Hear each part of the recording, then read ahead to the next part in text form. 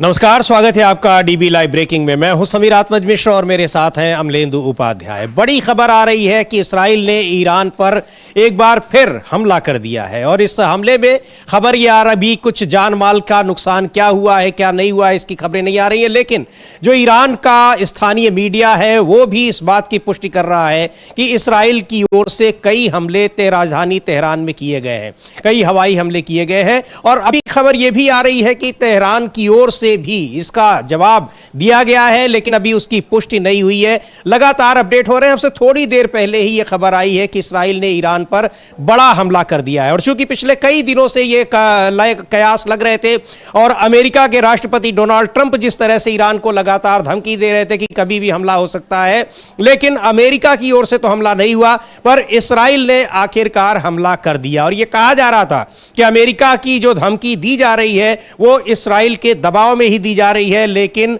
America ने हमला नहीं किया। पर इस्राइल शायद दबाव देते देते आखिरकार तंग आ चुका हो और उसने ईरान पर हमला किया है। हालांकि ईरान कह चुका है, कई बार दोहरा चुका है कि उस पर हमला होगा तो उसका उसी तरीके से जवाब दिया जाएगा जैसे पिछले साल 12 दिन की लड़ाई में किया गया था।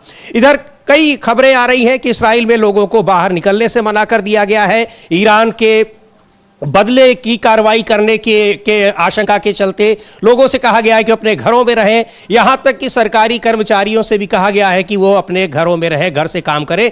क्या कुछ ताज़ा जानकारी मिल रही है अमलेंदु जी? बहुत सारे विजुअल्स भी आ रहे हैं तो उस हमले को लेकर। हाँ समीर जी, हमलों को लेकर विजुअल्स आ रहे हैं और इजराइल में भी जो है पूरे इजराइल में भी सायरन बज रहे हैं। हाँ। अभी थोड़ी देर पहले, लगभग 10 मिनट पहले, इजराइल ने बड़ा हमला जो है वो तेहरान पर किया है और वहाँ की जो न्यूज़ एजेंसी है, सरकारी न्यूज़ एजेंसी इरना, उसने भी उसके विजुअल्स जारी किए हैं और जो वहाँ का बड़ा अखबार है तेहरान टाइम्स, उसने भी इसके विजुअल्स जारी किए हैं कि इजराइल ने ईरान पर हमला किया है।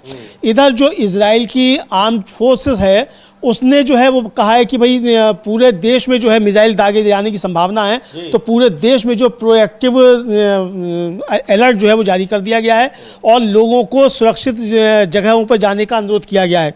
यह साफ तौर पर कहा गया है आईडीएफ की तरफ से। और आईडीएफ ने कहा है कि हालात का अंदाज़ा लगने के बाद यह तय किया गया कि आज शनिवार सुबह 8 बजे से होम फ्रंट कमांड गाइडलाइंस में तुरंत बदलाव किए जाएंगे। इन बदलावों के तहत देश के सभी इलाकों को फुल एक्टिविटी से एसेंशियल एक्टिविटी में बदलने का फैसला किया गया। इन गाइडलाइंस में शामिल है जरूरी सेक्टर को छोड़कर पढ़ाई लिखाई, जमावड़े और काम की जगहों पर रोक। आम लोगों को official home front command channel पर पब्लिश गाइडलाइंस को मानना होगा। पूरी गाइडलाइंस नेशनल इमरजेंसी पोर्टल और होम फ्रंट कमांड ऐप पर अपडेट की जाएंगी। ये उनकी तरफ से कहा गया है। तो ये खबरें आ रही हैं और इस्राइल के रक्षा मंत्री ने इसकी पुष्टि की है कि ईरान पर हमला हुआ है और हमले को लेकर इस्राइल में इमरजेंसी लगा दी गई है कि अब ईरान की तरफ से भी हमला निश्चित तौर पर होगा। इस आशंका के चलते वहां आईडीएफ ने कह दिया है कि लोग अपने घरों में रहें, सरकारी कर्मचारी भी अपने घरों से काम करें।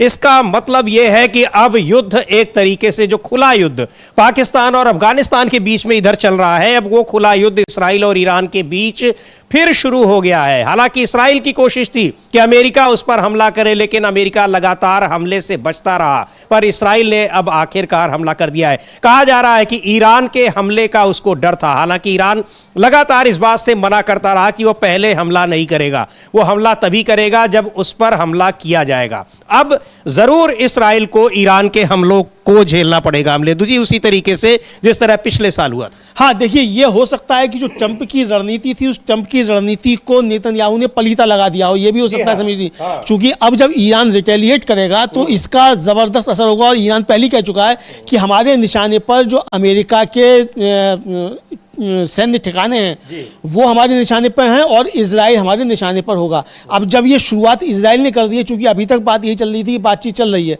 अगले हफ्ते वियना में दोनों देशों की बातचीत होनी थी। थोड़ी देर पहले ये खबर आई थी। हालांकि जो मार्को रूबियो हैं वो अभी जाने वाले हैं 2 और 3 मार्च को इजराइल और लेबनान की यात्रा पर। ये भी खबर आई है। मार्को रूबियो जो वहाँ के स्टेट सेक्रेटरी हैं अमेरिका के, कल ट्रंप ने जो था वो बात में कहा था कि भाई हम इसकी तैयारी कर रहे हैं, वो लोग जो है वो बहुत गड़बड़ कर रहे हैं एक तरीके से और हम उसकी तैयारी कर रहे हैं। ये भी हालांकि उनकी तरफ से, ट्रंप की तरफ से कहा गया था, लेकिन साफ ये नहीं कहा गया था कि वो जो है वो कोई हमला करने जा रहे हैं। और इधर जो अमेरिका ने अपने नागरिकों से कल ही कह दिया था कि तुरंत आप इजराइल छोड़ दें और जो वहाँ के राजदूत दूतावास के कर्मचारी हैं उनसे कहा गया था कि आप लोग तुरंत कॉमर्शियल फ्लाइट पकड़कर निकल लीजिए। ये वहाँ के उनके जो अमेरिकी राजदूत है माइक हाइवी, उन्होंने दूतावास के स्टाफ से ये कल कहा था। इधर जो अमेरिका का डिपार्टमेंट ऑफ स्टेट है उसने भी एडवाइजरी जारी की थी, उसमें कहा गया था कि अमेरिकी नागरिकों को कॉमर्शियल फ्लाइट उपलब्ध होने पर इजराइल छोड़ने पर विचार करना चाहिए और एडवाइजरी में अमेरिकियों को इजराइल की यात्रा न करने की सलाह दी गई है। इस बीच ट्रंप ने जो कल कहा वो कहा कि अगर वे अच्छी नीयत और अच्छे ज़मीन से बातचीत करें तो बहुत अच्छा होगा, लेकिन वे वहाँ तक नहीं पहुँच रहे हैं, अभी तक वे वहाँ तक नहीं पहुँचे हैं। हमें एक बड़ा फैसला लेना है जो आसान नहीं है। मैं इसे शांति से करना चाहूँगा, लेकिन मैं आपको बताना चाहता हूँ कि वे बहुत खतरनाक और मुश्किल लोग हैं। अगर हम इसे मिलिट्री के बिना कर पाते तो अच्छा होता, लेकिन कभी कभी आपको इसके साथ करना पड़ता है। हमारे पास दुनिया में सबसे बड़ी मिलिट्री है, इसके आसपास कुछ भी नहीं है। मैं इसकी का इस्तेमाल ना करना चाहूँगा, लेकिन कभी कभी आपको करना पड़ता है। देखते हैं क्या होता है। हमने कोई आखिरी फैसला नहीं लिया है। जिस तरह वे बातचीत कर रहे हैं हम उससे बिल्कुल खुश नहीं हैं। उनके पास न्यूक्लियर हथियार नहीं हो सकते।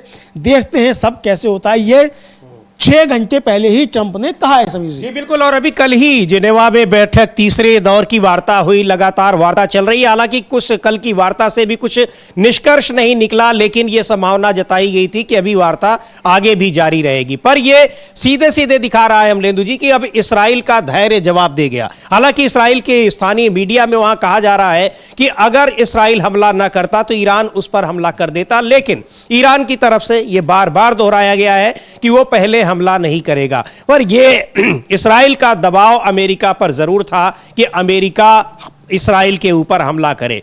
लगातार जो डोनाल्ड ट्रंप की धमकियां आ रही थी उनके पीछे भी इसराइल का दबाव दिखाई पड़ रहा था। पर अब यह एक बिल्कुल अलग दिशा में जा रहा है, क्योंकि पिछली बार भी जब लड़ाई हुई थी तो अमेरिका बाद में कूदा था। और अमेरिका, अमलेंदु जी, जिस तरह से ईरान में पिछले दिनों प्रदर्शन हुए हैं, प्रदर्शनकारियों को भी उसने खूब काफ़ी ज़्यादा उनको प्रोत्साहित किया और उनको कहा कि हम सेना भेज रहे हैं आपके पास, लेकिन यहाँ प्रदर्शनकारियों को कोई सेना मदद नहीं मिली और आखिरकार प्रदर्शन को भी दबा दिया गया ईरान की ओर से। तो अमेरिका एक तरफ से अगर देखे तो वो ईरान में भी सफल नहीं हो पाया और इसराइल के साथ उसका जो एक विश्वास बना हुआ था वो भी लग रहा है अब टूट गया है। हाँ, वो विश्वास भी समीर जी टूटता हुआ दिखाई पड़ रहा है, चूंकि अब अमेरिका पे भरोसा नहीं किया जाएगा। इधर कल ही जो है समीर जी, वहाँ की जो वाइस प्रेसिडेंट हैं ईरान की वाइस प्रेसिडेंट हैं, उन्होंने यूएन के जो शिना अंसारी उनका नाम है, और यूएन के जो चीफ हैं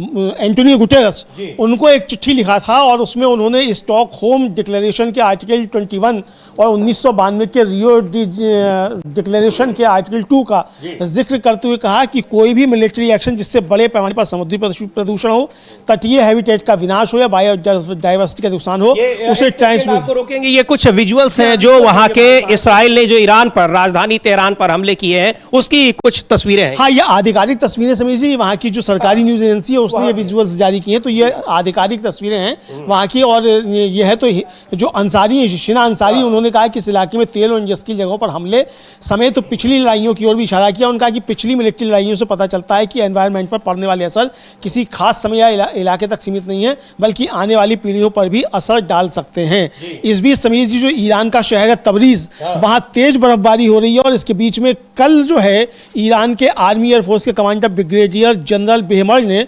नॉर्थ वेस्ट ईरान के आसमान में F-5 फाइटर जेट जो था वो उड़ाया था। इसका मतलब कि ईरान भी समझ गया था कि हमला होना है, अब वो तैयारी कर रहा है। इसी तरीके से Islamic Republic of Iran army की नेवी यूनिट 103 जो है, उसने आर्मी नेवी चीफ ने जो है उसका स्वागत किया और टेरिटोरियल वाटर में वो दाखिल हो गए। यानी समुद्री लड़ाई की तैयारी भी ईरान ने कल ही शुरू कर दी थी।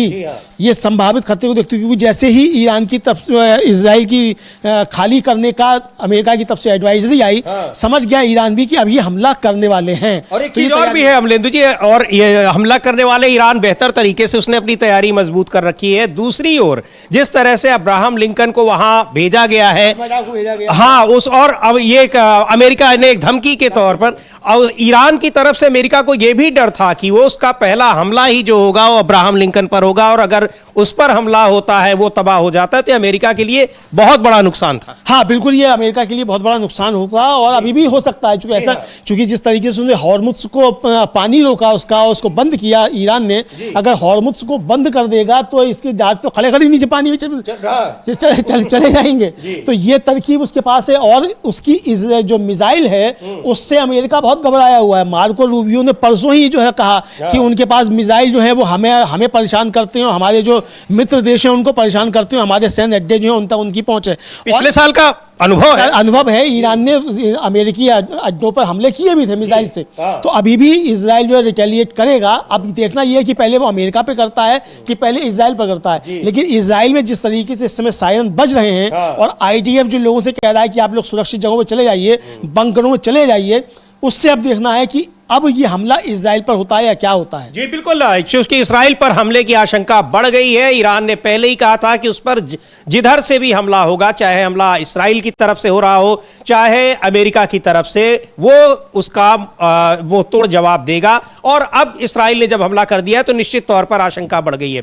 इजराइल में इमरजेंसी भी लगा दी गई है और वहां सारी चीजों को, सारे प्रतिष्ठान बंद कर दिए हैं, यहां तक कि सरकारी कर्मचारियों को भी घर से काम करने को कहा गया है। इजराइल की हवाई सीमाएं भी सील कर दी गई हैं। तो यह बड़ा डेवलपमेंट है कि ईरान और इजराइल के बीच अब एक तरीके से सीधी लड़ाई शुरू हो गई है इजराइल के हमले के बाद। ये जो तस्वीरें आप देख रहे हैं, ये उन हमलों की तस्वीरें हैं। राजधानी तेहरान पर भीषण हवाई हमले किए हैं इजराइल ने। हाँ बिल्कुल, बहुत भीषण हवाई हमले किए हैं समीर जी। और अब तो जो है वो आईडीएफ जो वो साफ तौर पर अपने नागरिकों से कह रहा है कि आप लोग भाई सुरक्षित ठिकानों पर चले जाइए, और जो ज़रूरी सामान है, ज़रूरी चीज़ें हैं, एसेंशियल चीज़ें, उनको लेकर जाइए। यानी इजराइल को लग रहा है कि अब ये जंग लंबी खिंचेगी। और पहले जिस तरीके से ईरान ने इजराइल के तमाम जो सैन्य ठिकाने थे उनको हमला बनाया, उससे कमर जो थी वो टूट गई थी इजराइल की, और 12वें दिन के बाद ही फिर उसे अमेरिका से कहना पड़ा कि अब फैसला कराओ। तो ये देखने में आया। तो अब भी जो है क्या अब इजराइल क्या पहले से तैयारी कर चुका है, क्योंकि वहां जिस तरीके से नेतन्याहू घिरे हुए हैं। हमारे प्रधानमंत्री नरेंद्र मोदी अभी 2 दिन की यात्रा पर थे, लौट के आ गए। अब तो हालांकि अभी थोड़ी देर पहले वो जयपुर में राजस्थान के छात्रों से संवाद कर रहे थे HPV की वैक्सीन लगाने का। तो क्या अब ये भी सवाल उठ रहे हैं कि मोदी जी आखिर इतने समय क्यों गए, मोदी जी के आने के तुरंत बाद इजराइल ने यह हमला क्यों कर दिया। तो इसको लेकर भी बहुत सारे सवाल उठने शुरू हो गए। जी बिल्कुल, तो ये एक बड़ी खबर है, और पिछले कई दिनों से आशंकाएं जताई जा रही थी कि इजराइल और ईरान के बीच, क्योंकि इसमें एक त्रिकोण है, इजराइल और अमेरिका एक साथ लड़े थे। पिछले साल ये युद्ध हुआ था, लेकिन ये आखिरकार अमेरिका और इजराइल दोनों को मिलकर वहां पर एक युद्ध विराम करना पड़ा था। उसके बाद ही कह दिया था इजराइल ने कि युद्ध विराम भी हम नहीं कर रहे हैं और ना ही हमने हमला किया था, पर हम पर हमला होगा तो फिर से हम उसका जवाब देंगे। इस्राइल के हमले के बाद अब यह आशंका बढ़ गई है। पिछले कई दिनों से लगातार अमेरिका की तरफ से वार्ताएं भी हो रही थी ईरान के साथ और धमकी भी दी जा रही थी, लेकिन अमेरिका हमला करने से कतरा रहा था। उसका कारण यही है, एक तो वहां पर जिस तरह से पिछले साल अमलेंदु जी कतर एयरबेस पर हमला किया ईरान ने मिसाइल्स से, और उसके बाद तुरंत ही युद्ध विराम अमेरिका ने और इस्राइल ने मिलकर किया है। तो अमेरिका उस नुकसान को समझ रहा था कि अब की बार अगर हम हमला करते हैं तो फिर उसका नुकसान कहीं ज्यादा होगा। दूसरी ओर अमेरिका अपने देश में भी निशाने पर है कि आखिर इस्राइल की वजह से हम ईरान से दुश्मनी मोल ले रहे हैं, इसका हमें क्या फायदा होगा। तो राजनीतिक रूप से भी वहां बड़े घिरे हुए हैं डोनाल्ड ट्रंप। हाँ, राजनीतिक तौर पे वहां डोनाल्ड ट्रंप बहुत ज्यादा घिरे हुए हैं, और जिस तरीके से जो खबरें आई कि वहां जो सेना के चीफ हैं उन्होंने साफ कह दिया कि अगर अमेरिका हमला करता है तो युद्ध लंबा खिंचेगा और उसमें अमेरिका को काफी नुकसान हो सकता है, और मध्य पूर्व में जो हालात हैं वो काफी ज्यादा खराब हो सकते हैं इसके चलते। और सबसे बड़ी बात कि पूरी दुनिया में तेल की कीमतों में आग लग सकती है, और इसका अमेरिका की अर्थव्यवस्था पर भी काफ़ी नुकसान होगा, और जान माल का तो होगा ही होगा, और हमें हथियारों का भी काफ़ी बड़ा नुकसान होगा, और हमें एक तरीके से कहा जाए आधी से ज़्यादा अपनी सेना जो है वो इतनी दूर जाकर उतारनी पड़ेगी। ये उनका कहना था। इस तरह की चर्चाएं भी चल रही हैं, हालांकि इसकी कोई पुष्टि नहीं है, लेकिन अमेरिकी अखबारों ने ही इस बात को जो है प्रकाशित किया कि वहाँ के जो मिलिट्री चीफ हैं वो इस बात से सहमत नहीं है कि ईरान पर हमला जो है हमला किया जाए और अमेरिका हमला करे। जी बिल्कुल, चूंकि उसको नुकसान होगा। और ये तस्वीरें जो देख रहे हैं आप, ये तेहरान की हैं। इसराइल ने हमला किया है अब से कुछ देर पहले, कई हमले किए हैं और वहां पर हमलों की आवाज सुनाई पड़ रही है। लगातार ये हमले हो रहे हैं और वहां जो स्थानीय मीडिया है वो उसने इसकी पुष्टि की है, सरकार ने भी पुष्टि की है और इसराइल के रक्षा मंत्री ने खुद ये जानकारी दी है। लेकिन इसराइल में इस समय जबरदस्त एक तरीके से वहां इमरजेंसी घोषित कर दी गई है और एक डर का माहौल है। सीधे सीधे कह दिया गया है जो इसराइल डिफेंस फोर्सेज हैं कि लोग अपने घरों में रहें, बाहर ना निकले, आपात स्थिति की वहां पर। यानी बहुत भीषण लड़ाई दोनों देशों के बीच में एक बार फिर शुरू हो गई है। पिछले साल यह लड़ाई करीब 12 दिनों तक चली थी, कोई नतीजा नहीं निकला था। अमेरिका भी उस लड़ाई में कूद गया था। बावजूद इसके ईरान से आखिरकार उन लोगों को युद्ध विराम करना पड़ा था, समझौता करना पड़ा था। एक बार फिर ईरान और इनकी तलखी बढ़ रही थी और अमेरिका उसमें लगातार वार्ता भी कर रहा था।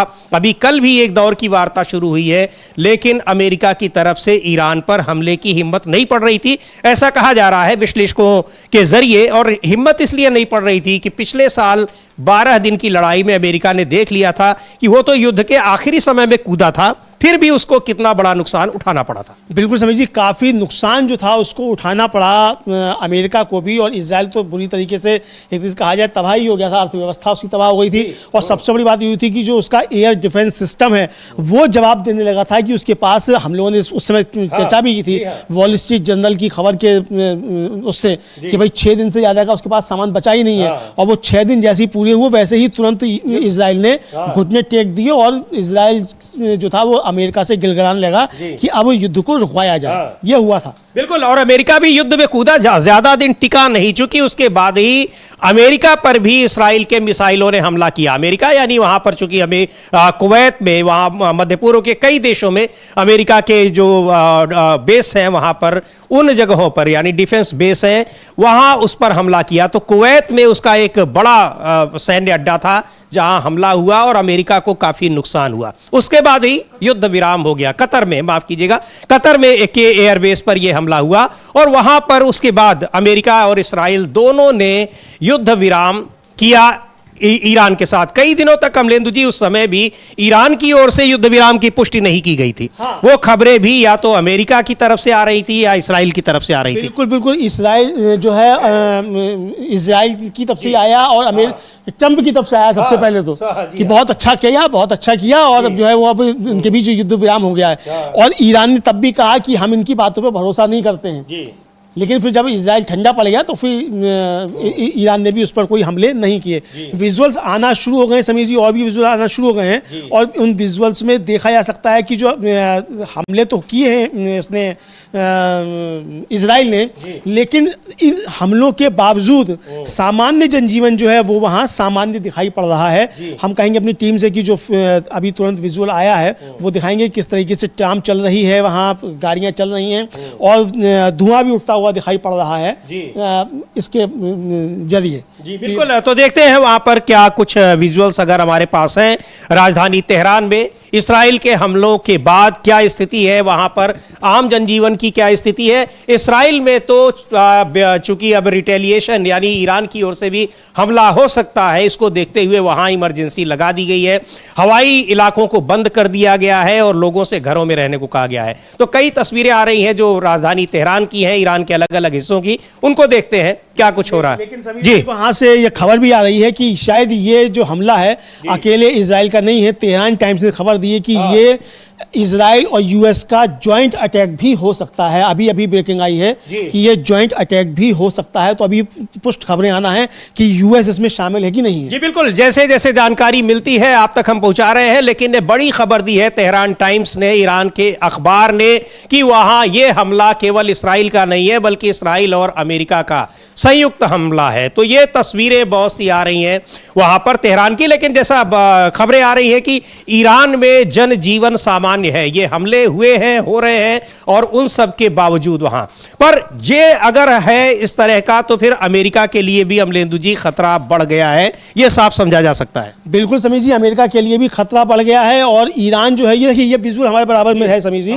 ये आया है, और आप देखिए ट्राम चल रही है, गाड़ियां चल रही हैं, और वहां से वो एक्सप्लोजन का जो है वो धुआं भी दिख रहा है। तो यानी सामान्य जनजीवन जो है वहां हो रहा है। ये विजुअल्स भी आ रहे हैं इसके बीच। यानी ईरानी जो है बहुत मजबूती के साथ इसका प्रतिवाद करता हुआ भी दिखाई पड़ रहा है, और आम जनजीवन पे इसका कोई असर पड़ता हुआ दिखाई नहीं पड़ रहा है। अब देखना यह है कि ईरान इसका जो है किस तरीके से जवाब देता है। चूंकि इजराइल में जिस तरीके से तैयारियां की गई हैं और नागरिकों से कहा गया है कि आप सुरक्षित स्थानों पर चले जाइए, पूरे इजराइल में सायरन बज रहे हैं। ये खुद IDF ने कहा है, जो इजरायली डिफेंस फोर्स है उसने कहा है कि पूरे इजराइल में सायरन बज रहे हैं।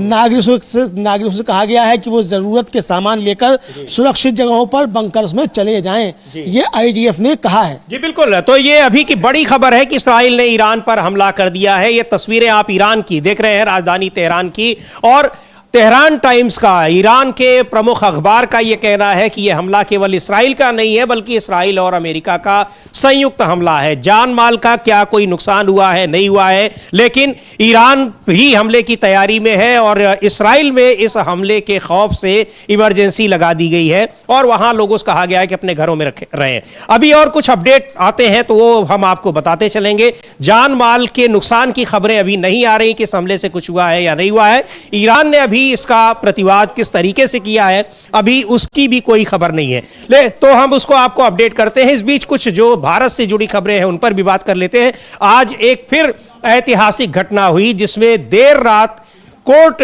ने सुनवाई की, और उस सुनवाई में जिसके लिए सुनवाई की जानी थी और पुलिस उसके लिए रिमांड मांग रही थी, लेकिन अदालत ने कहा रिमांड की जरूरत नहीं है, हम उनको जमानत दे रहे हैं। बात कर रहे हैं हम लोग यूथ कांग्रेस के अध्यक्ष उदय भान शिव की। देर रात उनको मजिस्ट्रेट के सामने पेश किया गया। मजिस्ट्रेट से कहा गया कि 3 दिन की रिमांड इनकी कल खत्म हो रही है, इनकी रिमांड बढ़ाई जाए। मजिस्ट्रेट ने कहा कि कोई जरूरत नहीं है, जमानत देते हैं। क्या कुछ कहा है उस पर हम लोग बात करेंगे, क्यों जमानत दे दी। और जी, इस बीच एक खबर ये आ रही है कि ईरान के राष्ट्रपति आवास पर भी हमला हुआ है जी।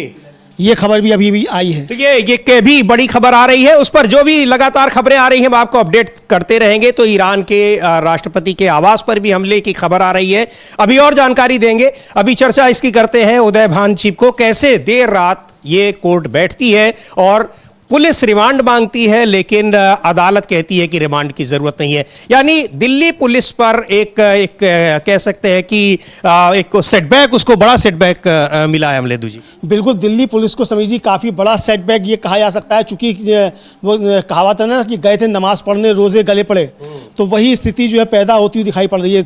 उदय भानु शिव को प्रस्तुत किया गया कि साहब इनका 7 दिन की रिमांड बढ़ा दी जाए। 7 दिन की रिमांड बढ़ाने के बजाय अदालत ने जमानत दे दी और कहा कि इसमें कोई आधार नहीं है जी, मतलब इसका बढ़ाने का आप कोई प्रस्तुत नहीं कर सके।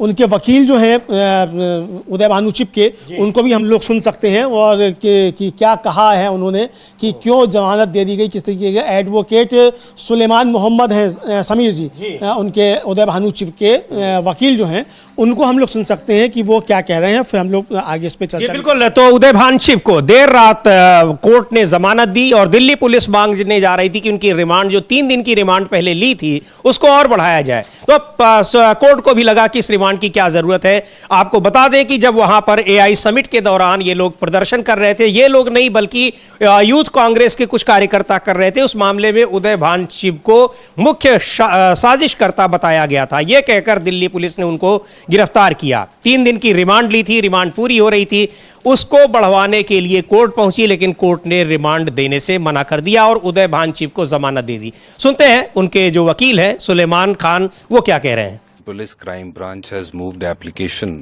for extension of PC remand of National President of Youth Congress, Mr. Uday Bhanu Shiv. They have sought PC remand for 7 days, extension of PC remand of 7 days, and also moved 2 applications for remand of one of the accused for 5 days and the other one extension for 2 days. we have also moved an application praying for grant of bail to the National President, Mr. Uday Bhanu Chip. The Honorable Duty Magistrate was pleased enough to grant bail to Uday Bhanu Chip and has granted bail to the National President Uday Bhanu Chip and has explained in the bail order we have just read that police crime branch has not been able to explain the reasons for seeking extension of PC remand to Uday Bhanu Chip. He was in custody already for 4 days. The Honorable Court, the Honorable Duty Magistrate has granted bail to Uday Bhanu Chip. Certain conditions have been imposed that he has to surrender his passport before the court, and he has also to surrender the electronic gadgets, and he has to produce one surety of 50,000 before the Honorable Court. So these are the तो ये है उदय Bhanu chip को जमानत दे दी है। देर रात गई थी Delhi police remand लेने, लेकिन कोर्ट ने उनको जमानत दे दी। और इसको लेकर आगे और क्या खबरें आती हैं, जो रिएक्शंस होंगी उस पर बात करेंगे। लेकिन अभी की जो बड़ी खबर है उस पर हम चर्चा करते हैं कि इस्राइल ने ईरान पर हमला कर दिया है। इस्राइल के सारे, अब ईरान से के हमले का भी खतरा है, वहां के सारे जो हवाई सीमा है, हवाई क्षेत्र है, उसको बंद कर दिया गया है। ईरान ने भी अपने हवाई क्षेत्र को बंद कर दिया है। और खबर यह भी आ रही है कि ईरान के राष्ट्रपति के आवास पर, सरकारी आवास पर भी हमला हुआ है। हाँ समीर जी, खबर तो यही आ रही है कि जो सरकारी आवास है राष्ट्रपति का, डॉक्टर मसूद पेजेशकियन, उनके निवास पर भी हमला हुआ है, ये खबर भी आ रही है। और खबर ये भी आ रही है कि ईरान की तरफ से भी पलटवार तगड़ा हो सकता है और इजराइल ने अपने सुरक्षा के बचाव जो है वो तैयार कर दिए हैं। अच्छा, स्ट्राइक जो है समीर जी वो मेहरबाद एयरपोर्ट है उस पर भी हुआ है। अभी अभी की खबर है, 30 सेकंड पहले की खबर है कि जो ईरान का मेहराबाद एयरपोर्ट है उस पर भी हमला हुआ है और पूरे देश में एयर स्पेस जो है वो ईरान में बंद कर दिया गया है। ये अभी की खबर आ रही है समीर जी। जी बिल्कुल। तो हाँ, ईरान ने भी अपने एयर स्पेस जो अपना हवाई क्षेत्र है वो बंद कर दिया है। उससे पहले इस्राइल ने बंद कर दिया, क्योंकि हमले के बाद उसको खतरा ये बढ़ गया है कि ईरान भी अब वापस हमला करेगा इस्राइल पर। और ईरान का एक प्रमुख अखबार है तेहरान टाइम्स, उसने दावा किया है कि ये हमला केवल इस्राइल की ओर से नहीं किया गया है, बल्कि ये इस्राइल और अमेरिका का संयुक्त हमला है जो ईरान पर किया गया है। तो अब ये पिछले साल के युद्ध की एक बार फिर याद ताज़ी कर दी गई है, जब 12 दिनों तक लड़ाई चली थी। लड़ाई का कोई हल नहीं निकला था, लेकिन इस लड़ाई में इस्राइल कितनी बुरी तरीके से तबाह हो गया था वो खबरें लगातार उस समय आई थी। और उसके बाद अमेरिका और इस्राइल दोनों को ईरान के साथ समझौता करना पड़ा था, युद्ध विराम करना पड़ा था। और एक बार फिर अब यह हमला हुआ है। पिछले कई दिनों से लगातार ये खबरें आ रही थी कि, और अमेरिका की ओर से धमकी दी जा रही थी कि ईरान पर हमला हो सकता है, लेकिन अमेरिका ने नहीं किया, पर यह हमला इस्राइल की तरफ से किया गया है। अब ईरान की ओर से क्या कुछ होता है, लगातार इसमें अपडेट्स आ रहे हैं, खबरें आ रही हैं, बहुत सारे विजुअल्स भी आ रहे हैं कि किस तरीके से वहां राजधानी तेहरान के अलग अलग हिस्सों में हवाई हमले किए गए हैं इस्राइल की तरफ से, और ईरान के राष्ट्रपति के आवास पर भी हमला किया गया है। और क्या कुछ अपडेट है हमले जी? हाँ समीर जी, ईरान के राष्ट्रपति के आवास पर भी हमला किया गया है, ये भी अभी खबर आई है। और खबर ये आई है कि वहाँ कई हवाई अड्डों पर भी हमला हुआ है, ये खबर भी आई है। और खबर ये भी आई है, लेकर आए हैं अविनाश जी हमारे साथ है। जी अविनाश जी बताएं। जो तेहरान टाइम्स की तरफ से ये खबर आ रही थी कि ये संभवतः ज्वाइंट ऑपरेशन है, और इजराइल का अखबार है जेरूसलम पोस्ट, उसकी तरफ से भी ये कहा गया है कि इजराइल और अमेरिका दोनों ने मिलकर ये हमला किया है। और इस हमले के बाद में खामनेई को एक सुरक्षित जगह पहुंचा दिया गया है। यानी जो पहली कोशिश जो चल रही थी कि सबसे पहले खामनेई को टारगेट करना है, उस मामले में अमेरिका और इजराइल की जो रणनीति थी वो पूरी तरीके से फेल साबित हुई है। और अब इजराइल की तरफ से पलटवार होना है। इजराइल पहले ही कह चुका था कि अगर उस पर हमला हुआ तो वो पलटवार करेगा, और इस बार अमेरिका के बेस पर भी वो हमला करेगा। तो अब क्योंकि ये हमला, पहला जो हमला था वो पूरी तरीके से सफल नहीं हुआ है, उनके कुछ जो ठिकाने जैसे तेहरान में कुछ एयरपोर्ट्स को निशाना जरूर बनाया गया है, लेकिन इजराइल जो ईरान की मुख्य ताकत जो है वो उसका डिफेंस सिस्टम नहीं है, उसकी मिसाइलें उसकी सबसे प्रमुख ताकत है। और अब जो पलटवार होना है उसको लेकर इजराइल में इस समय एक तरह से डर का माहौल दिखाई दे रहा है। इजराइल ने पूरी इमरजेंसी लगा दी गई है और उनका एयर जो स्पेस है उसको बंद कर दिया गया है। तो ये साफ है कि ये हमला जो शुरुआत में चल रहा था कि इजराइल का अटैक है, ये इजराइल का अटैक नहीं है, ये इजराइल और अमेरिका दोनों का ज्वाइंट हमला हुआ है। बिल्कुल जी। और जो इजराइल टाइम्स है उसने भी कह दिया है कि इजराइल और यूएस जो हैं वो ईरान पर हमला कर रहे हैं। ये उसकी तरफ से भी अभी अभी बड़ी खबर आ गई है। टाइम्स ऑफ इजराइल जो इजराइल का बड़ा अखबार है तो उसने अभी अभी ब्रेकिंग खबर दी है कि वहाँ जो है और इजरायलियों को कहा गया है कि वो अपने सेफ उसमें चले जाएं और सायरन जो है वो बज रहे हैं, ये उसने भी खबर दे दी है। और इधर ये खबर आई है कि मोसाद ने जो है वो ईरानियों से कहा है कि हम साथ साथ लड़ेंगे और ईरान को वापस लेकर आएंगे, यानी मोसाद की एंट्री भी हो गई है। अब ये कंफर्म हो चला है कि ये ज्वाइंट ऑपरेशन इजराइल और यूएस का है। जी बिल्कुल। तो ईरान के खिलाफ इजराइल और यूएस, अमेरिका दोनों ने संयुक्त रूप से हमला किया है और अब ईरान की तरफ से क्या कुछ होता है उस पर निगाह है। लेकिन इस्राइल में जबरदस्त डर का माहौल है और वहां इमरजेंसी लगा दी गई है।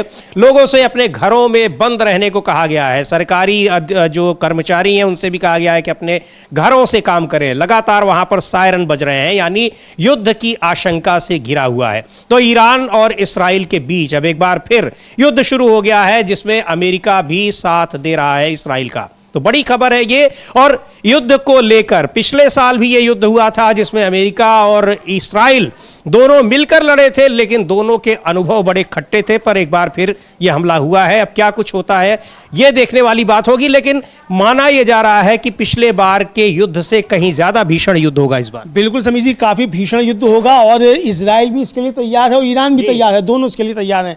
इस बीच खबर यह है कि कतर में जो यूएस एम्बेसी है उसने अभी अपने सभी कर्मचारियों को शेल्टर इन प्लेस लागू कर दिया है और कतर में यूएस एम्बेसी ने अपने सभी कर्मचारियों के लिए गाइडलाइन लागू की है और अपने सभी नागरिकों को अगली सूचना तक ऐसा ही करने की सलाह दी है। इधर जो है आईडीएफ की होम फ्रंट कमांड के तिस्का टेस्लर का कहना है कि ईरान पर हमले के बाद इजराइल ईरान के संभावित हमलों के लिए तैयार है और उनका कहना है कि होम फ्रंट कमांड जो है ये पक्का करने के लिए सब कुछ कर रहा है कि वह लोगों को सही समय पर अलर्ट कर दे। फिलहाल इजरायलियों को सेफ रूम के पास रहने के लिए कहा गया है, यानी घबराहट जो है वो इजराइल के अंदर भी साफ तौर पर देखी जा रही है। जी बिल्कुल, इजराइल के अंदर घबराहट साफ तौर पर देखी जा रही है। निश्चित तौर पर चूंकि पिछले साल के युद्ध का अनुभव यह बता रहा है कि घबराहट इजराइल में ही नहीं बहुत दूर अमेरिका में भी देखी जा रही है, क्योंकि बहुत सारे उसके बेस हैं, डिफेंस बेस हैं मध्य पूर्व के इलाकों में। उन बेसेस को बड़ा खतरा है और कहा भी था उससे ज्यादा खतरा जो एक बड़ा नेवल बेस है और जो अब्राहम लिंकन है उसको खतरा है। तो ये एक बड़ी खबर अभी आ रही है कि इस्राइल और ईरान के बीच लड़ाई एक बार फिर शुरू हो गई है। ईरान ने किस तरह से प्रतिक्रिया दी है अभी उसके बारे में कोई पुष्टि नहीं हुई है, लेकिन इस्राइल ने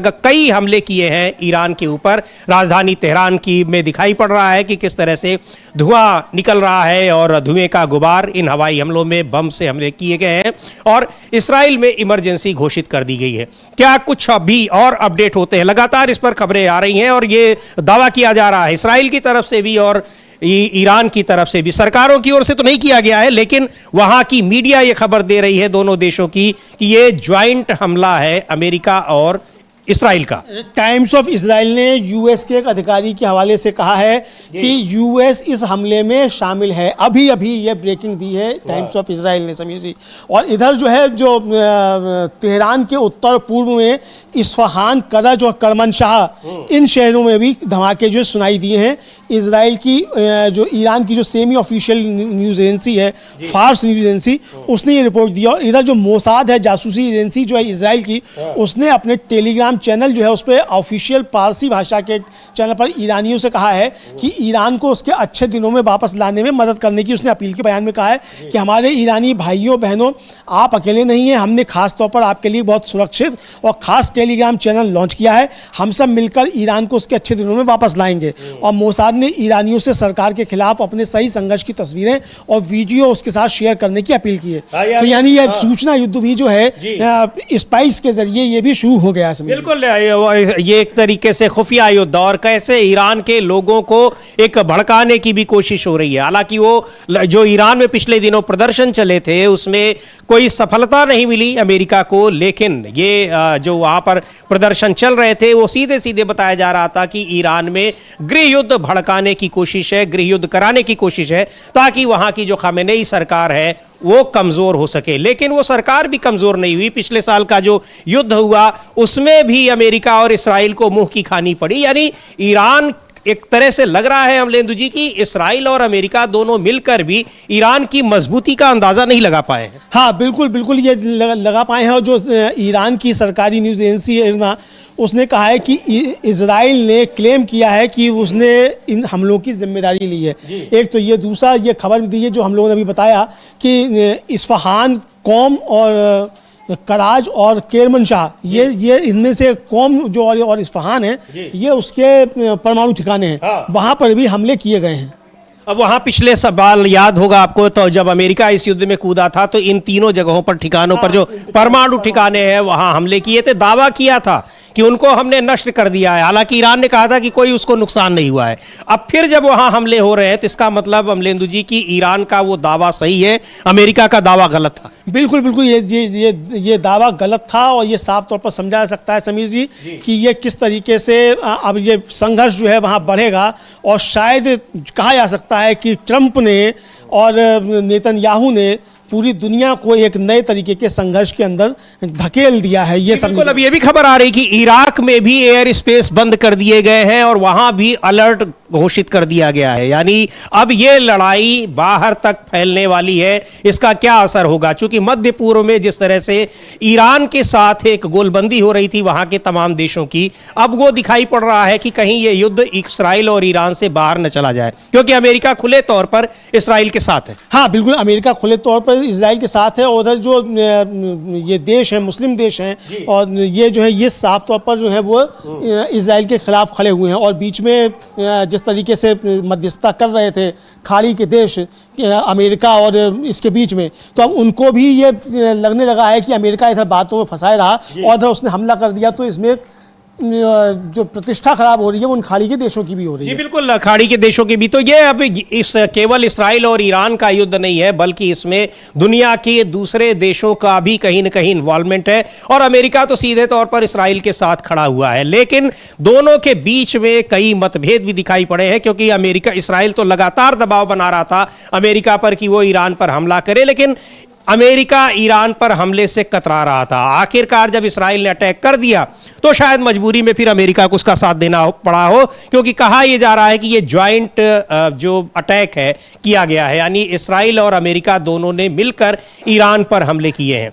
और ईरान ने अभी हमला किया है या नहीं किया है इसकी पुष्टि नहीं हो पाई है, लेकिन इस्राइल में हमले की आशंका बढ़ गई है और वहां पर एक खौफ का माहौल है। इमरजेंसी घोषित कर दी गई है, लोगों से अपने घरों में कैद रहने को कहा गया है। हाँ, लोगों से अपने घरों में कैद रहने के लिए कहा गया है। और समीर जी काफ़ी विजुअल्स और भी आने लगे हैं, तो वो भी हम लोग दिखाएंगे जो विजुअल आते जाएंगे।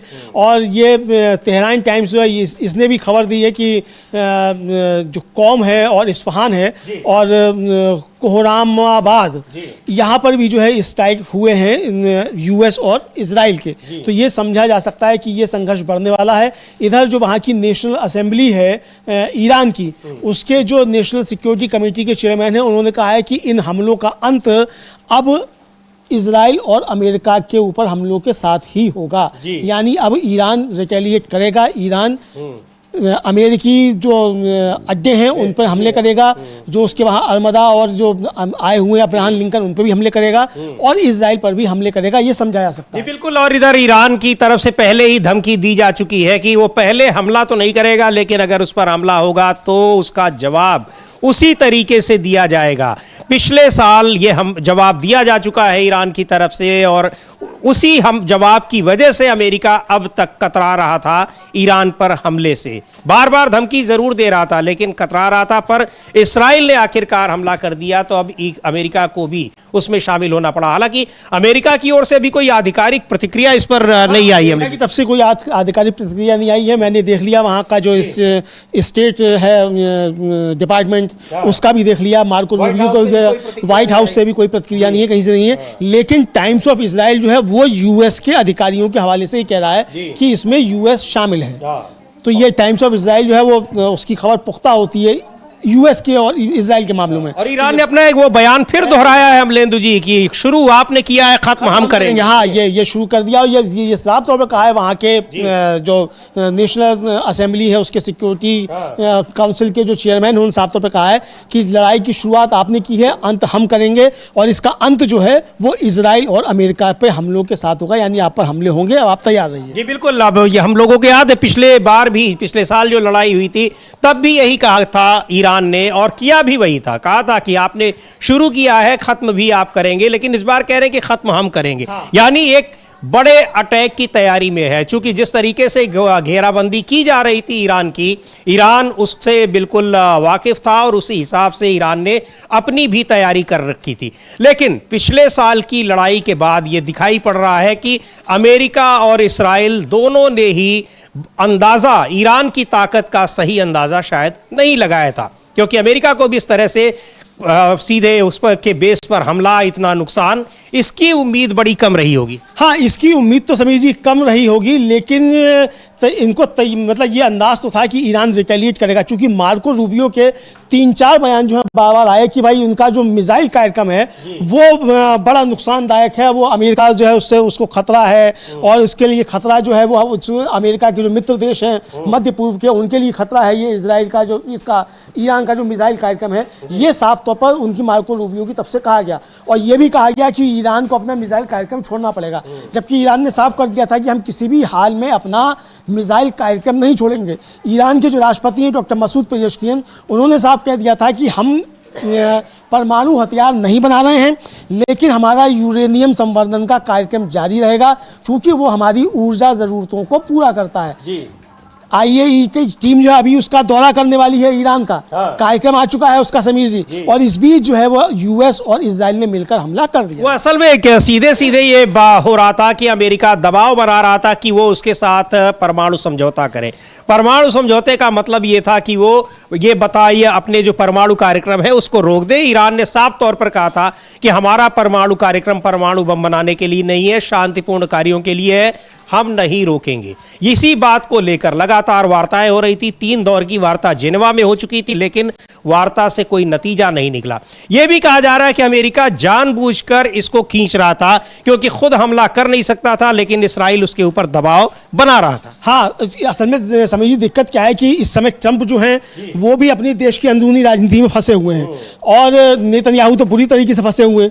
क्योंकि आप देखिए कि प्रधानमंत्री नरेंद्र मोदी गए तो वहाँ किस तरीके से विपक्ष ने वहाँ बाइकआउट किया, तो नेतन्याहू के खिलाफ भी वहाँ, हालांकि अब जो है वहाँ के विपक्ष के नेता जो है सबसे बड़ी विपक्षी पार्टी जो है उसके नेता हैं यासिर क्या कुछ करके जो हैं, उनका बयान आ गया है। उन्होंने अंग्रेजी में अपने ट्विटर हैंडल पर लिखा है कि इस समय हम सरकार के साथ, मतलब इजराइल की सरकार के साथ हम खड़े हुए। नेतन्याहू, स्वाभाविक है, वहां पर अगर युद्ध की स्थिति है तो विपक्ष वहां तो सरकार के साथ अपने खड़ा ही रहेगा, लेकिन इसराइल के प्रधानमंत्री बेंजामिन नेतन्याहू के खिलाफ वहां के लोग और वहां का विपक्ष किस तरीके से, और यहां तक कि वहां की सुप्रीम कोर्ट वो दिखाता है कि वहां इसराइल बेंजामिन नेतन्याहू कैसे विरोध झेल रहे हैं। और ये भी कहा जाता है, पिछले साल भी ये चर्चाएं काफी ज्यादा थी, तमाम विश्लेषक कह रहे थे कि हमला भी ईरान पर इसीलिए किया था इसराइल ने क्योंकि वो आंतरिक राजनीति में बुरी तरीके से घिरे हुए थे। हाँ, बिल्कुल बुरी तरीके से घिरे हुए थे। और समीर जी, वहां का एक चैनल 12 है इजराइल का, उसने जो एक खबर दी है, उसका कहना है कि इस ऑपरेशन की प्लानिंग जो है महीनों से की जा रही थी और उसके सूत्रों का कहना है कि इजराइल इस ऑपरेशन में पूरी ताकत लगा रहा है, यूएस भी इसी सोच के साथ है।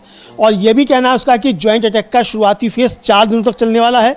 और टीवी रिपोर्ट में कहा गया है कि सुबह के समय शुरुआती हमलों का समय ईरानियों को सरप्राइज करने के लिए रखा गया था, जिन्हें दिन में हमले की उम्मीद नहीं थी।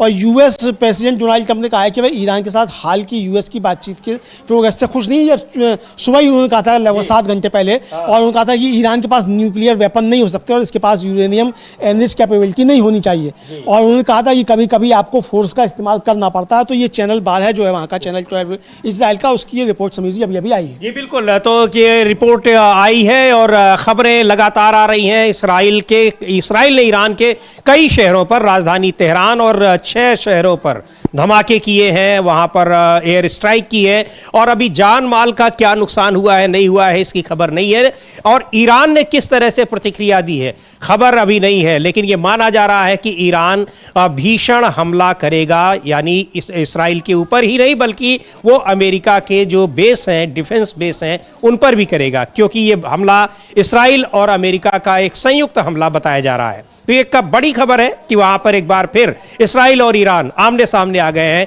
युद्ध वहां शुरू हो गया है। हाँ बिल्कुल, वहाँ युद्ध समीर जी शुरू हो गया है, ये साफ तौर पर समझा जा सकता है, आमने सामने आ गए हैं। और अब ये खबर पुष्ट होती जा रही है कि अमेरिका और इजराइल जो हैं वो मिलकर इसको अंजाम दे रहे हैं। ये अब तमाम सोर्सेज से खबरें आने लगी हैं। इजरायली मीडिया भी इसको कह रहा है, ईरानी मीडिया भी अब इसको कह रहा है, वहाँ की सरकारी एजेंसी जो वो भी कह रही है कि ये इनका जॉइंट ऑपरेशन है, साफ तौर पर ये कहा गया है। इसका मतलब कि अब ये जंग लंबी चलेगी, और जिस तरीके से हमने बताया कि ये जो अभी कहा गया चैनल 12 की रिपोर्ट में कि ये 4 दिन तक जो है ये इसकी तैयारी की गई है चलने की, और सुबह सुबह ईरान पर हमला इसलिए किया गया ताकि नागरिकों को ये उम्मीद नहीं है कि भाई दिन में भी हमले इस तरीके से हो सकते हैं। अक्सर हमले जो है वो रात के समय होते हैं। हालांकि समीर जी, जब वो युद्ध हुआ करते थे पुराने समय में, तो उस समय युद्ध का नियम होता था कि रात में हमला नहीं किया जाएगा, दिन में होगा। लेकिन जब से नया समय आया है तब से हमले रात को ही होते हैं। हम लोगों ने देखा है कि ऑपरेशन सिंदूर के समय भी रात भर जो थे लोग सो नहीं पाते थे, और ड्रोन की आवाज़ें और हवाई जहाज़ों की आवाज़ें वो किस तरीके से होती थी, और लगातार जो थे वो खबरें आती रहती थी कि वहाँ ड्रोन देखा गया, वहाँ ड्रोन देखा गया। तो अब ये हमले रात में ही होते हैं, लेकिन ये हमला सुबह जो है ईरानी समय के अनुसार वहाँ सुबह 8 साढ़े 8 बजे किया गया। क्या इससे हमले को लेकर जो इसराइल डिफेंस फोर्सेज IDF है उसने जो ट्वीट किया है वो भी देखते हैं। वो पूरी जानकारी दी और ये बताया कि कैसे ईरान पर हमला किया गया है।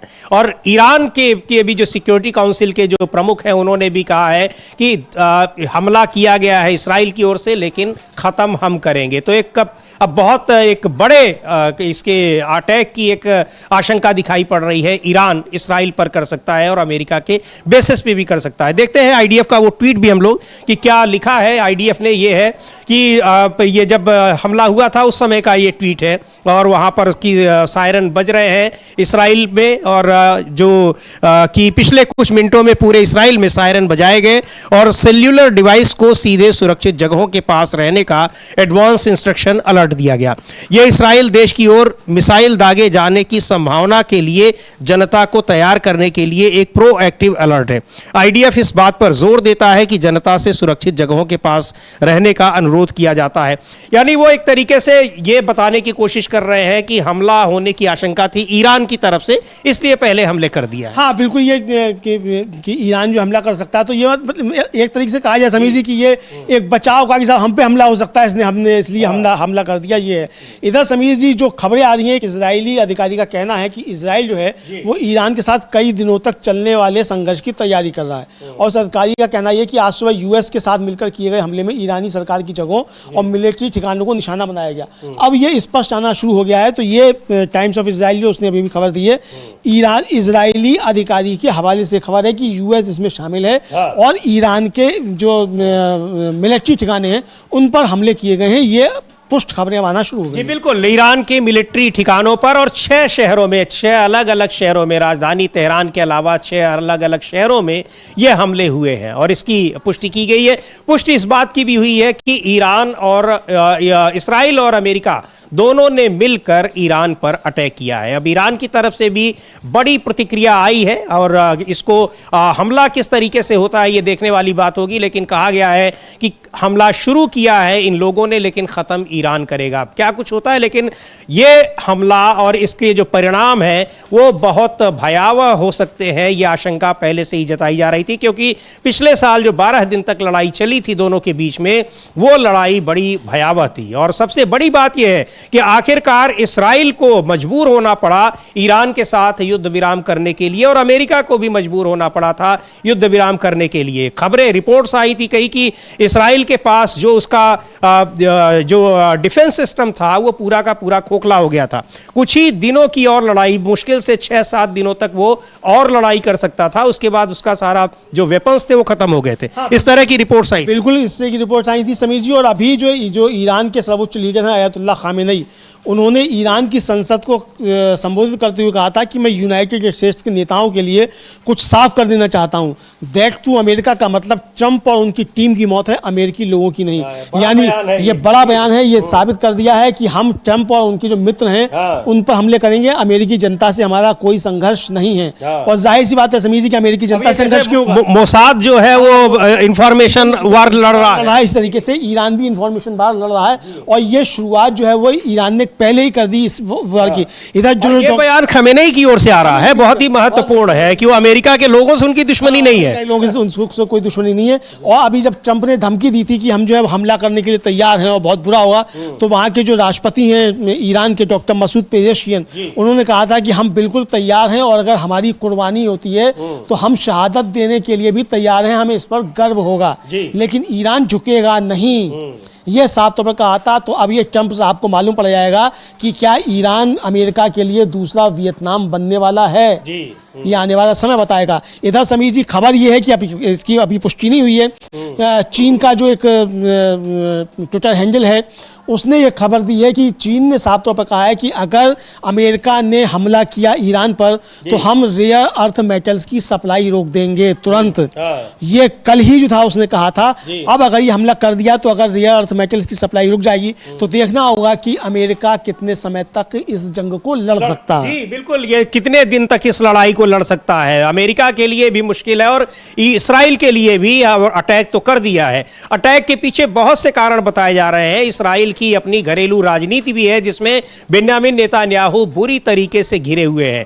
अपने को घरेलू राजनीति में मजबूत करने के लिए, अब बचने के लिए ईरान पर हमला किया। पिछले साल भी जब हमला हुआ था तब भी यही बड़ा कारण बताया जा रहा था और इसीलिए शुरुआत में उनकी कोशिश थी कि अमेरिका हमला करे, हमें हमला अमेरिका करे, वो अमेरिका पर दबाव बना रहे थे। लेकिन अमेरिका को भी एहसास था पिछले साल की लड़ाई में, उसको भी ये पता चल गया था कि ईरान कितना मजबूत है, कितना कमजोर है, कितने दिन तक हम उससे लड़ाई लड़ सकते हैं और इस लड़ाई का अंजाम क्या हो सकता है। पर आखिरकार अब दोनों ही देश लड़ाई में कूद चुके हैं और ईरान की तरफ से कहा गया है कि लड़ाई शुरू की है अमेरिका और इसराइल ने, लेकिन खत्म हम करेंगे। तो इसके क्या कुछ होगा, नतीजे बड़े भयावह दिख रहे हैं और ईरान की तरफ से अब बड़े हमले की आशंका दिखाई पड़ रही है। इसराइल को इस बात का आभास है, इमरजेंसी लगा दी गई है वहाँ पे। बिल्कुल समीर जी, वहाँ इमरजेंसी लगा दी गई है और IDF ने अपने नागरिकों से कहा है कि आप लोग सुरक्षित ठिकानों पर चले जाइए, तत्काल जरूरी सामान लेकर जाइए, आवश्यकता की जो चीज़ें हैं उनको लेकर जाइए।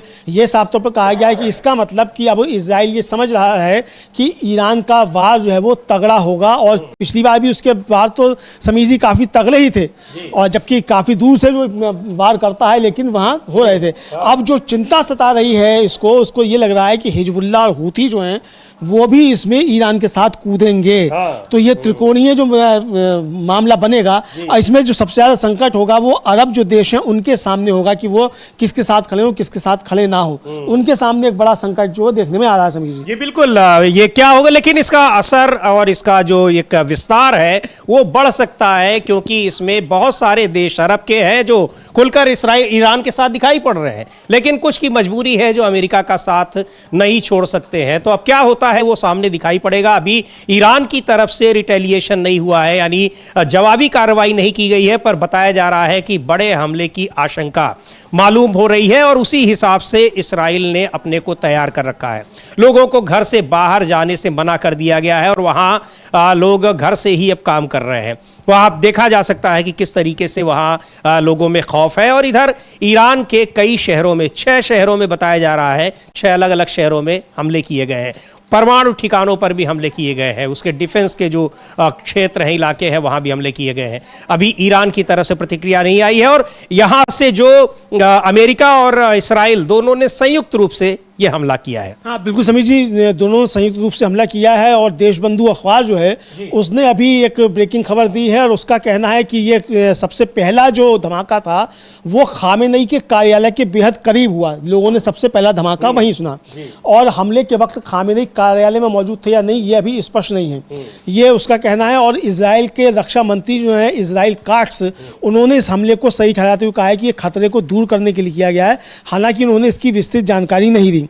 और देशबंधु की खबर ये भी कहती है कि ईरान पर हमले के साथ ही पूरे इजराइल में भी सायरन बजने लगे हैं और इजरायली सेना ने ईरान की तरफ से संभावित जवाबी मिसाइल हमलों के मद्देनजर जनता के लिए एहतियाती चेतावनी जारी की है।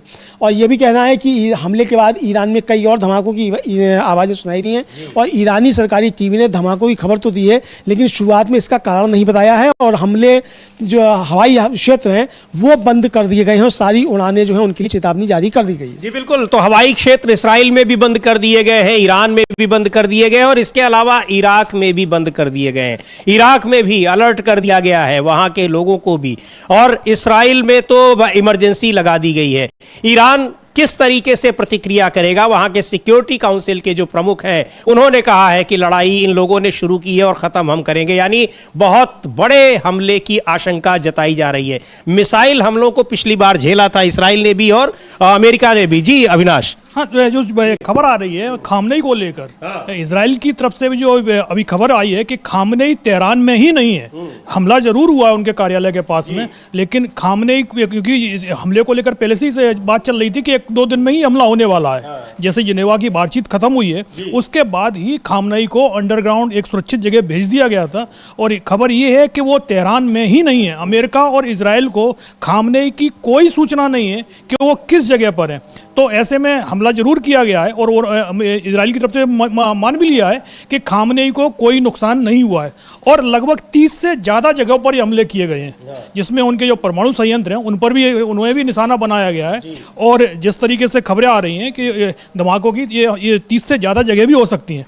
और जैसे पिछली बार भी जो ईरान की तरफ से पलटवार हुआ था वो पलटवार करीब 5 से 6 घंटे बाद हुआ था। तो अभी तो 12 बजे करीब हमला हुआ है, तो संभवतः 3-4 बजे हम देखेंगे कि ईरान की तरफ से इसका जोरदार पलटवार हो सकता है। और इस बार क्योंकि ईरान पहले से ही तैयार था, पिछली बार जो हमला हुआ था उस समय बातचीत होनी थी, 15 जून को बातचीत होनी थी और उससे 3 दिन पहले हमला हो जाता है 12 तारीख को। और इस बार भी आप देखिएगा, इस बार सोमवार को बातचीत होनी थी बयाना में अमेरिका और ईरान के बीच में, और उससे ठीक 3 दिन पहले, पिछली बार भी 3 दिन पहले हमला हुआ बातचीत से, इस बार भी बयाना की जो बातचीत थी उससे ठीक 3 दिन पहले शुक्रवार को एक बार फिर से इजराइल और अमेरिका मिलकर ईरान पर हमला कर देते हैं। लेकिन इस बार अंतर इतना है कि ईरान को पहले से ही पता था कि इस तरीके की कोई घटना हो सकती है, इसलिए उसके जो रॉकेट लॉन्चर हैं उनको कोई बहुत बड़ा नुकसान नहीं हुआ है।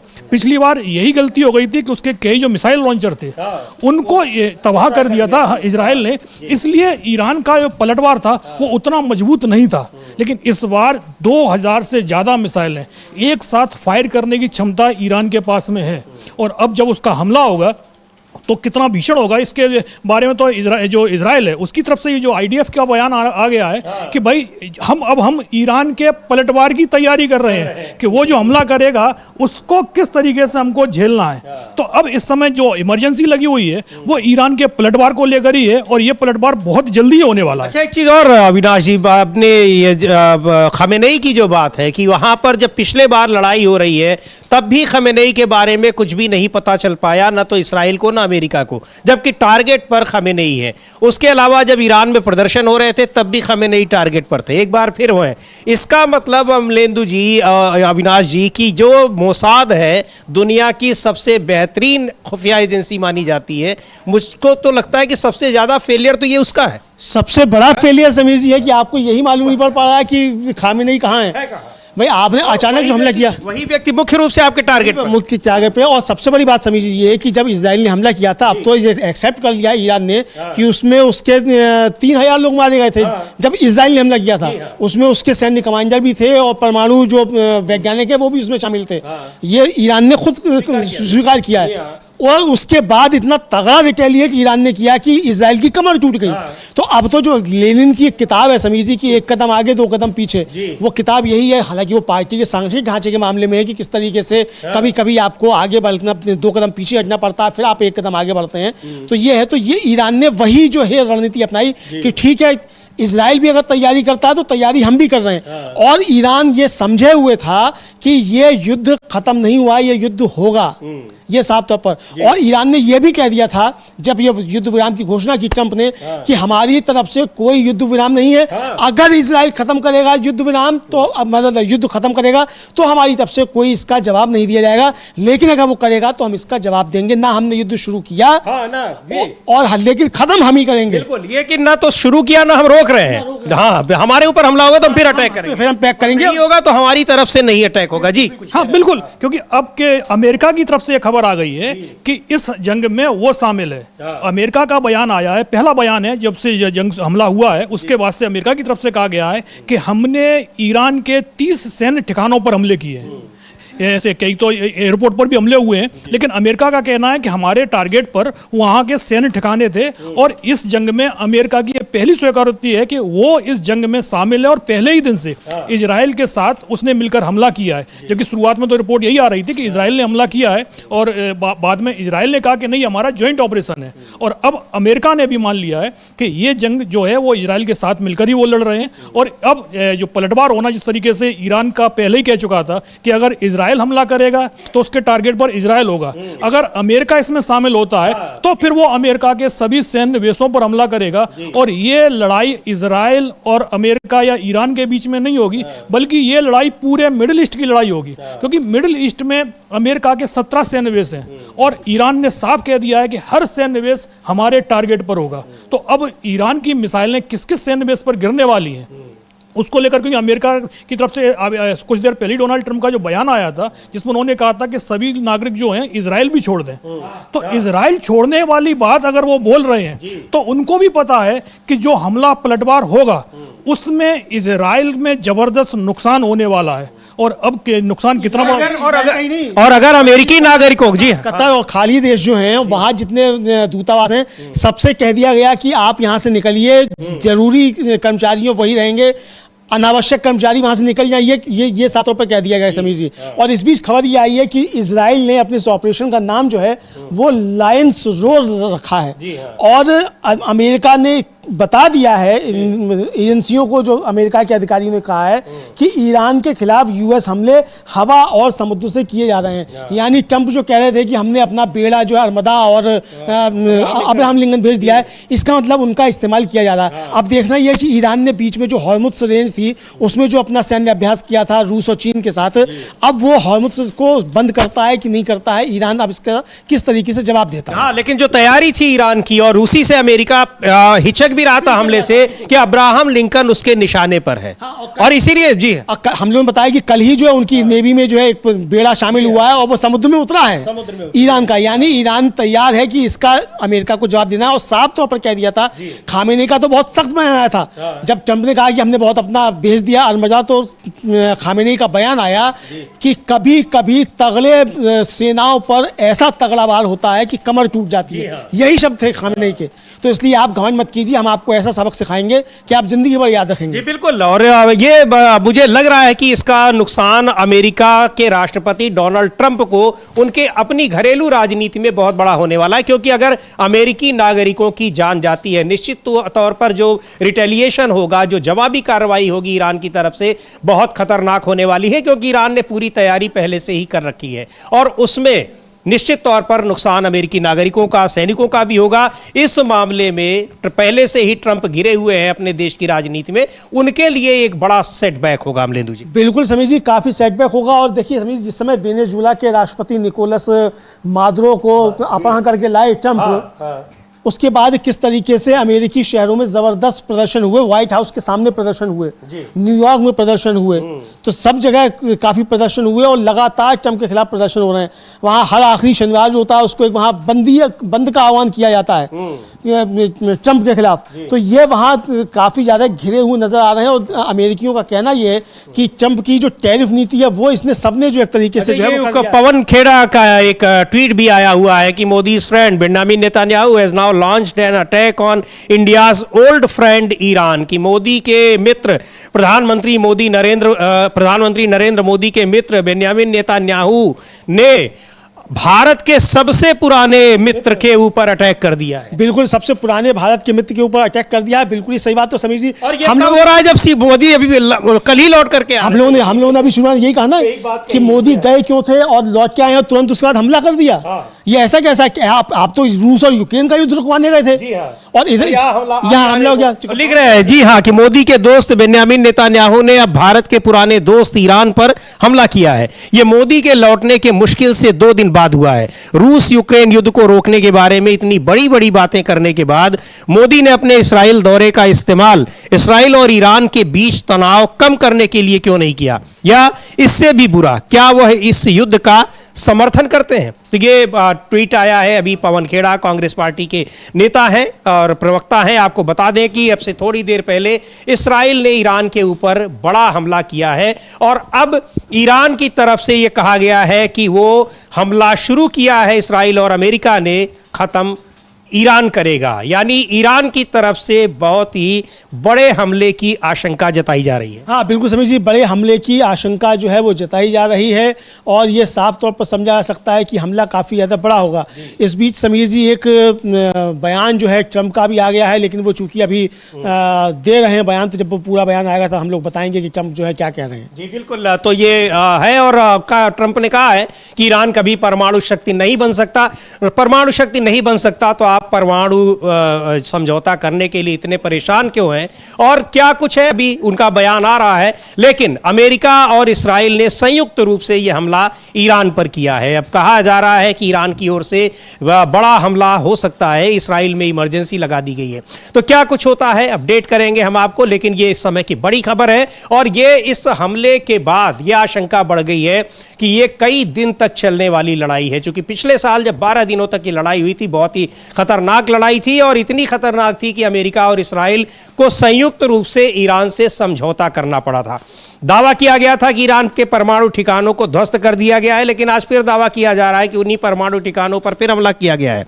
जब ध्वस्त कर दिया गया था तो हमला क्यों कर रहे हैं, और ईरान ने उसी समय खारिज किया था कि उस हमले से जो कहा जा रहा है उसको उसके परमाणु कार्यक्रम को, परमाणु ठिकानों को नुकसान नहीं हुआ है। हम लोगों ने वहां से लाइव रिपोर्टिंग दी थी।